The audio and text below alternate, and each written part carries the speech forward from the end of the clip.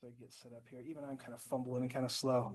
Yes, part two is let's add some features to this. So like I say, my sketch is constrained in space, so it's not this part isn't going to move on me at all. It's going to be locked into this space. So I feel like I can work into placing features on it now. So sometimes this is a good time when I start to turn off. Once I have some geometry to work with, I can turn off these planes, which is just a matter of selecting them, turning off the visibility. Even I might not want this sketch anymore, so I can just turn it off as well. It's just a right click on it in the model browser, turn off the visibility, turn that on and off just with by selecting it here. Because now I've got some features I can work with. Ours needs a hole. Yeah, I have some geometry I can work with here. So ours needs a hole. And I thought I had like the image up of this. Yes, yes, yes. Just needs a hole here. It needs these to be filleted exactly right. They are this fillet is just completely through. So it's like a 1 inch or a half-inch radius fillet to put that on. I think I can, yeah, so let's look at the fillet command. It's a lot like the AutoCAD fillet command. You know, the interesting thing is for particularly this shape, this is the way to definitely do a fillet. Like I need the 3D model and then to add the fillets to it. And if the sketch was in a different orientation, if you'll notice in sketch, let me go into my edit. If you ever need to edit your sketch too, by the way, it's the same way you would turn it on and off. Come over here to the sketch, right click. Here is edit sketch right here. Just, you know, visibility and edit sketch I use a lot. Some of this other stuff I don't use as much, but here's my edit sketch. I go right back into that original sketch and I can make changes to it. Um, you know, if the geometry could have had the fillets already built in it, you could totally build them as an AutoCAD sketch. Like your fillet command works like it would with an AutoCAD sketch. So sometimes in some geometry, I might do the fillets in the sketch, and sometimes I might wait to do those fillets on the 3D model. And I think sometimes there's maybe a good, better, and best practice depending on the part, but this can vary. I feel like sometimes you add the fillets in the sketch, sometimes you add the fillets in the model. Um, um, and then really Riley asked me a really good question. If I'm going to choose to add these fillets to make this fillet now, will those be constrained? And the answer is yes. You don't have to constrain like features, like the 3D part right now is being constrained by that sketch and it's locked down. So any features that I add to it are just going to be, you know, dependent upon that sketch staying where it is and that extrusion staying where it is. So it's kind of a smart program in that you don't have to individually constrain each feature necessarily. So in this case of a fillet, I don't necessarily, I can come over here to this modify my 3D geometry tab here.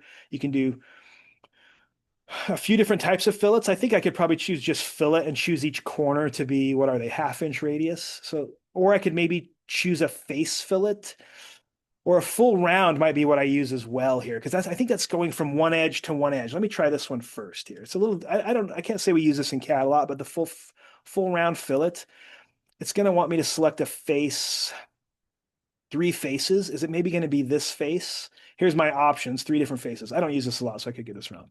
This face to this face to this face.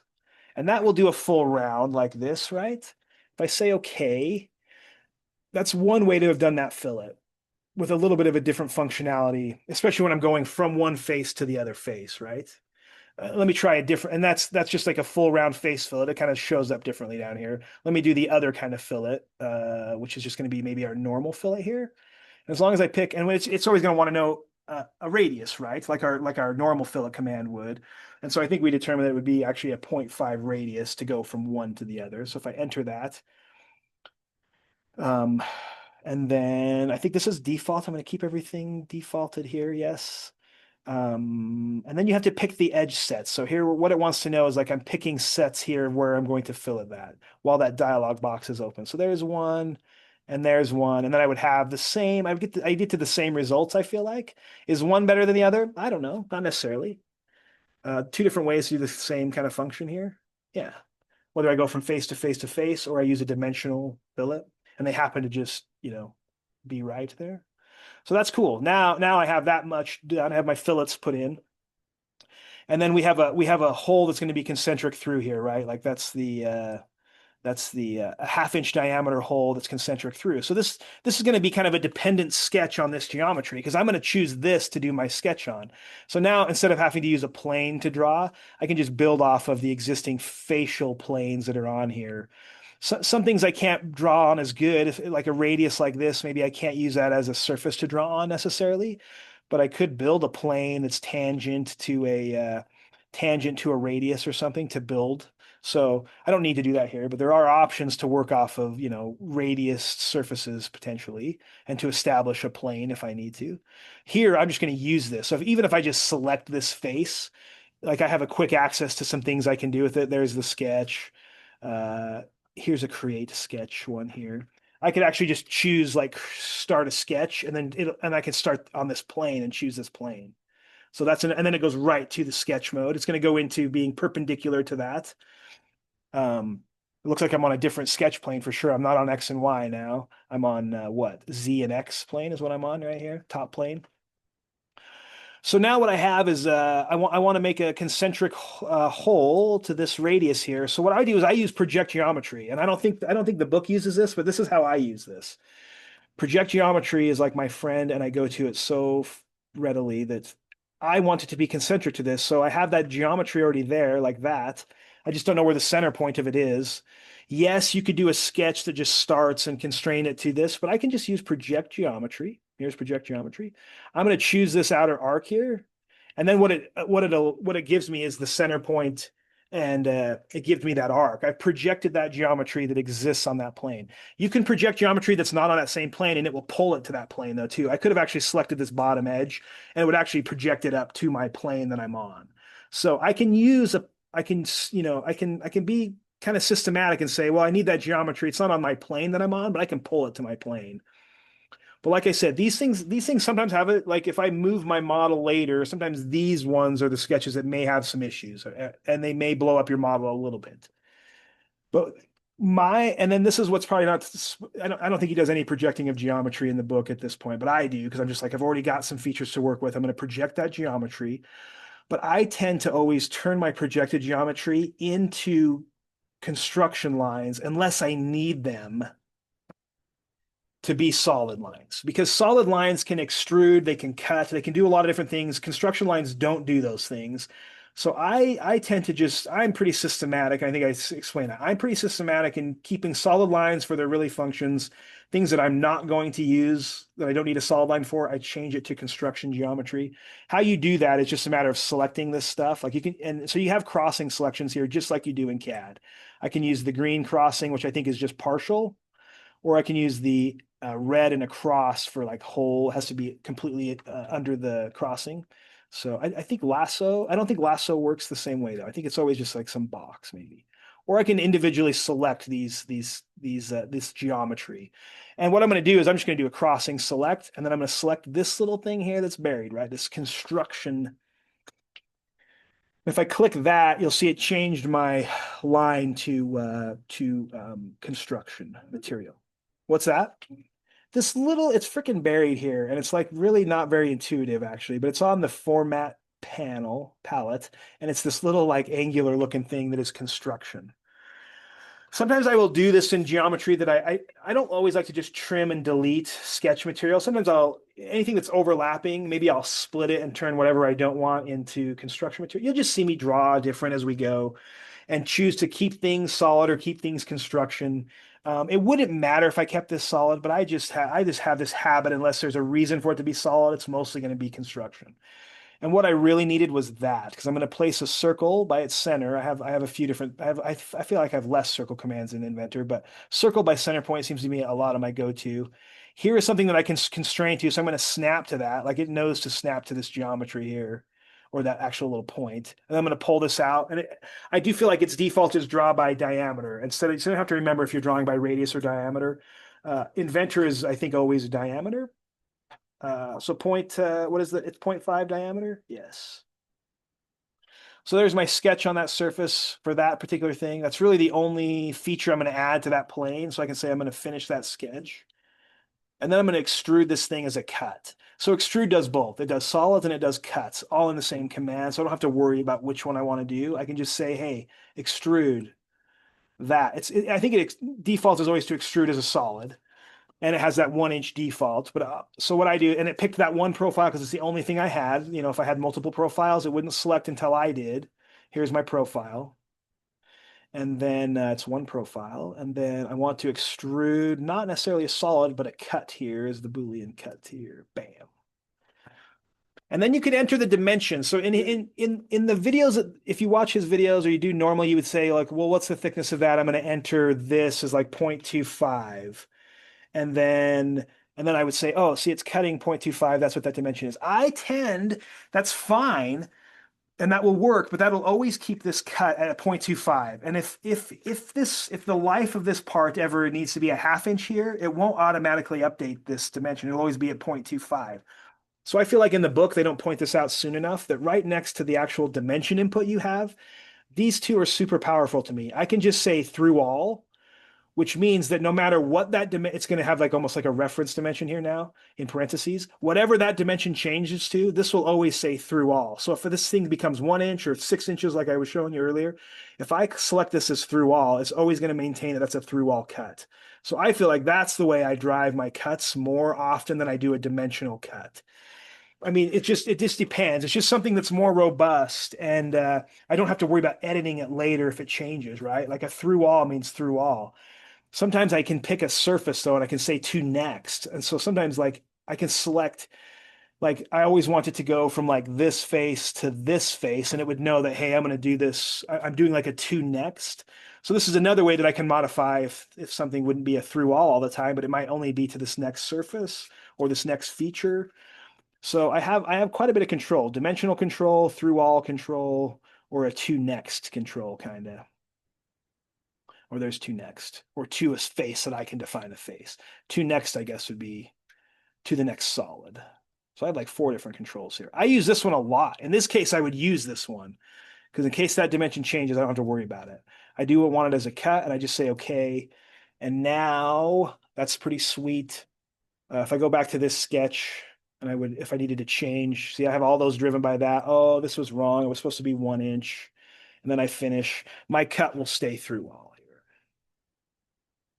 So I don't need to do that. I want it to be a 1/4 inch. So I'm just going to go back in here and say 1/4 inch.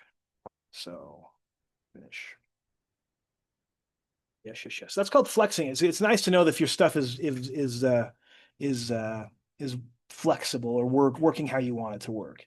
So, and then what I was saying earlier is if I hadn't locked this down in model space, but I had projected this sketch from this space, it may not come with me if I had to move it, and I find out later I need to constrain that original extrusion in sketch. That geometry or that sketch may not come with me pretty clean, and I could go into it. And it could be pink, which usually means I need to pretty much delete it and reestablish where that, the geometry that I projected to use that. So anyway, I need one more. I'm going to draw on this. I have a counterbore feature here, right? So I'm going to use this as my new sketch mode. Here it is. I'm on that top surface now drawing, and I'm gonna just do the same projection, I think. So I'm just going to say project geometry right here. Cool. That gives me my center point. Maybe I don't need it as that, so I'm going to turn it to construction material. And I'm just going to say this would actually work and function as a point does as well. So this is a little bit redundant. I might just choose to use this as my hole. And what I'll show you is that originally I said that these point commands here are for using the hole command in the 3D format. And this is a counterbore. A counterbore is not something I would draw in a 2D sketch necessarily. So I just need a point to use the 3D hole command. And so I could either choose to like put in a point, and those points will show up as either black or purple too. They're a little harder to tell because they're a really small like feature. But if it's a purple one, it's definitely not constrained, right? If I place a point there, these are movable until I would like dimension where they go. Mine went black because I actually had that projected point geometry, and I placed that. I placed that on. I'm going to delete this one. No, I don't need it. But so anyway, they function as lines. They need to be constrained. I'm going to say finish this. So that simple sketch is just a point. And I'm going to use this hole command to modify now, which is what I would use for a counterbore, countersink, threaded feature. I always just need a point to be able to establish what is the hole command. And I think this is what my default, I think it'll bring up the default that you last used. So this probably is the last used features that I set up with my last hole command. I can't say what yours is. And of course, it's picking my one point. It's the only thing that's really available to pick. So a lot of times if you have multiple things available, you'll have to select them first. So I'm going to say, well, where do I want my hole? Select position is going to be this one here. And then I go through here and I look at what kind of types of holes I can put in. A simple hole just through. I can do a clearance hole, which probably has a tolerance applied to it. I can do a tapped hole, which would be like a threaded hole. Or I can do like a tapered hole, which might be for more of like a pipe thread type hole, like a taper tapped. I can choose to have it with a seat like a counterbore. A spot face is different, but it looks like a counterbore. But in the drafting on paper would have it would look like a counterbore symbol, but it would say SF in the little anyway. That would be a spot face, usually for plumbing fixtures. And then I would have a countersink type. So I have those three options. The one we want is a counterbore. And then depending on what you choose, it's gonna change what dimensional selections you have here. So mine is going to be a counterbore.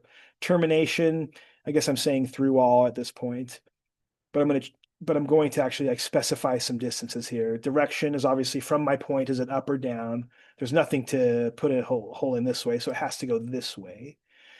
And then I can just go through and change these dimensions. They're all selectable inputs for this. I have 3 dimensions on a counterboard to determine, and my actual size is what?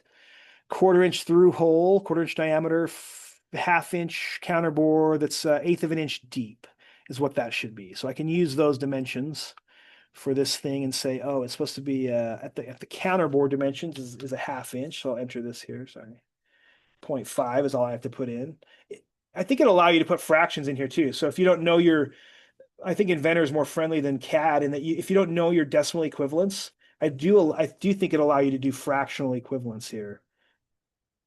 Yeah, I don't use it. I'm a decimal person. I would encourage you as a mechanical drafter to be a decimal person, but you can on your dimensions and your sketches, you can do fractions as well. So so The fraction is just processing it as an equation. So it's 1 divided by 2, right? Yeah. Yeah. You're putting in Your expression. yeah, exactly right. So it knows that. So that if that helps you, definitely use it. I'm still going to use probably my decimals. I thought about making tests for you guys. Yeah, to do decimal Like the equivalent. third grade, walk around the flashcard, they're like multiplication. What's table. 0.6875? Yeah, yeah, that- yeah, yeah. 11/16. What's 813? Yeah, yeah. I'll have to get some gold stars and stuff. Heck yes, I love that. People will learn for stickers. Yes. Yeah, my favorite were scratch and sniff stickers, the best. It was always, you never knew if it was exact, some of them were kind of like nasty. That's supposed to be chocolate. It smells like dirt.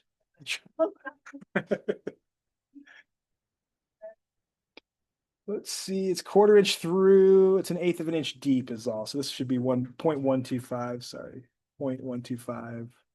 And this should be a quarter-inch, 0.25. So yeah, yeah, yeah. Okay. Yeah, this one is done. Essentially, if I save this now, this thing is an IPT part file. This is all I need you to submit is just actually the IPT part file.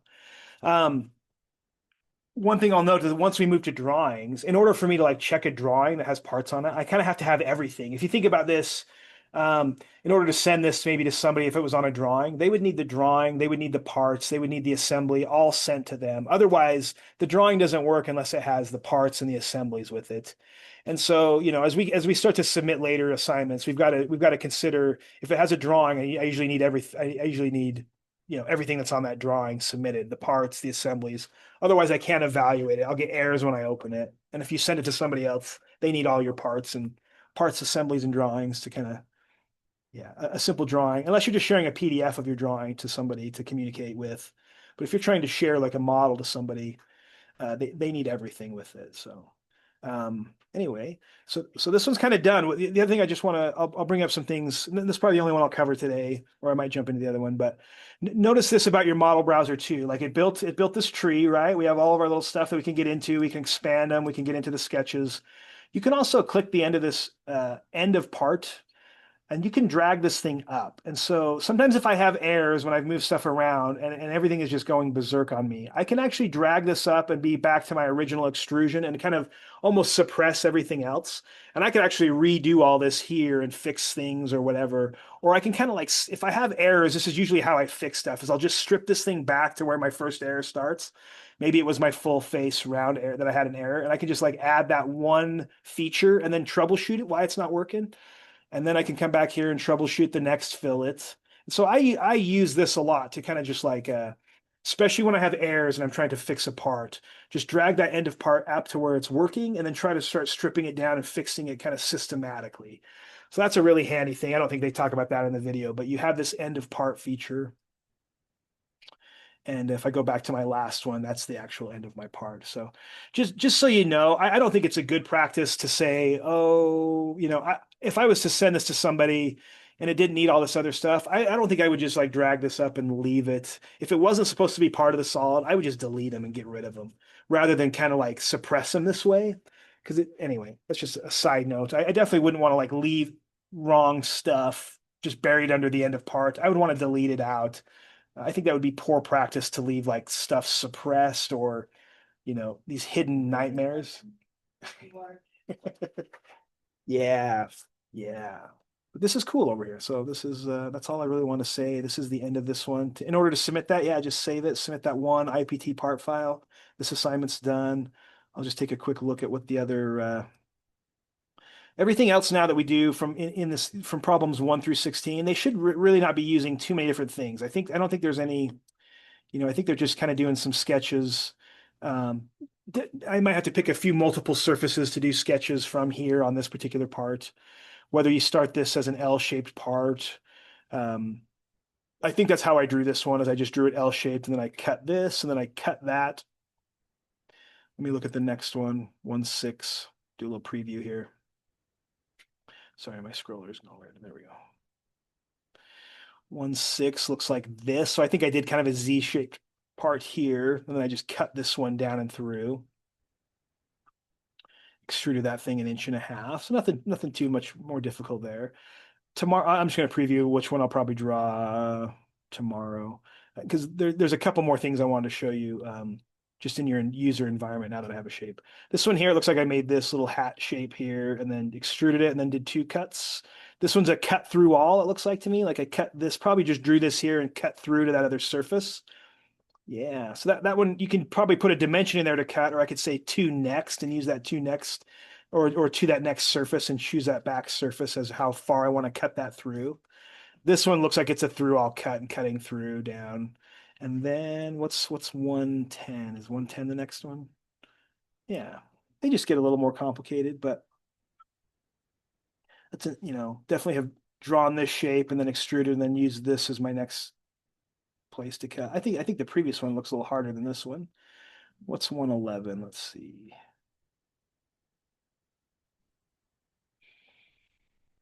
Not too much harder. This one this way with another counterboard like we just did. Looks like I used a point there. Got some projected geometry that I've turned into construction work. Then I've done another sketch on this, and I've definitely done a through all or through to this next back surface. Yeah, for that one. Some of these we're going to modify later, so definitely keep these and keep these, keep anything we do, just kind of keep track of it in your file system.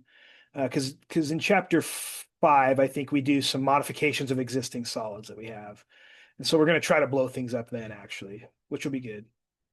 So 116 is this next one for this chapter. I think it's just a pretty involved, like a lot of sketching going on. So I have this original sketch is how I started, did a couple extrusions there. Then I chose to draw this shape in there. I think I broke this down so it's easier to identify. This one was hard to, when you get your book, you'll see some of these are kind of hard to tell in the book what all the dimensions. But it looks like I had to do multiple features on this one.